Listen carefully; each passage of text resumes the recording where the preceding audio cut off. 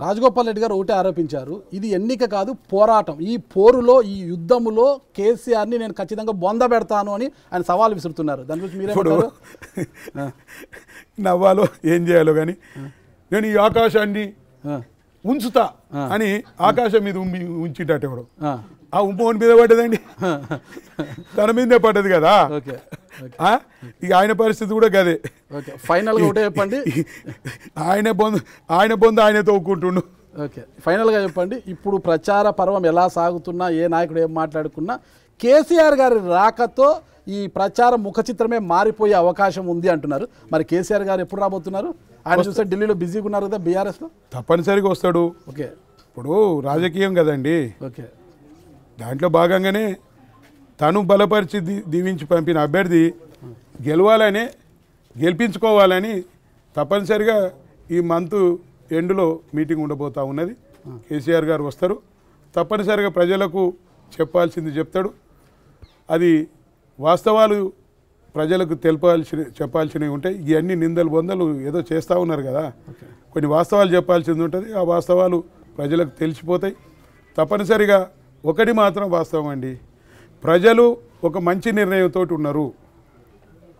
ఇవాళ రాజగోపాల్ రెడ్డి అనేవాడు తను చెప్పిన విధంగానే TV9 ద్వారా 18,000 కోట్లకు అమ్ముడు పోయిండు. రేపు మళ్ళీ గెలిస్తే మళ్ళీ 8,000 కోట్లకు అమ్ముడు పోతాడో. ఈ ప్రాంతానికి ఏ రోజు కూడా ఈయన అవసరం కాడు. ఇంకొకటి ఏంటంటే తన ఓటు తానే వేసుకోలేడు. ఇక తన ఓటు తానే వేసుకొని ఆయన ఇక మా ప్రజల ఓటు తనకెట్లా వేస్తాం అనేది ఆలోచిస్తూ ఉన్నారు. ఈ ప్రచారంలో ప్రజల నుంచి మీకు ఎలాంటి స్వాగతం లభిస్తుంది? ఎలా ప్రజల నుంచి మంచి అన్యూన్యంగా స్వాగతం లభిస్తుంది. మునుగోడు ప్రజలకు ఈ ఉప ఎన్నిక సందర్భంగా ఒక ఎమ్మెల్యే అభ్యర్థిగా, టీఆర్ఎస్ ఎమ్మెల్యే అభ్యర్థిగా మీరు ఇచ్చే సందేశం ఏంటి? ఫైనల్గా నేను ఇచ్చే సందేశం ఒకటే, గతంలో 2014లో ఎమ్మెల్యేగా గెలిపించి దీవిస్తే ఈ ప్రాంతం అభివృద్ధిలో అన్ని నియోజకవర్గాలకు భిన్నంగా గొప్ప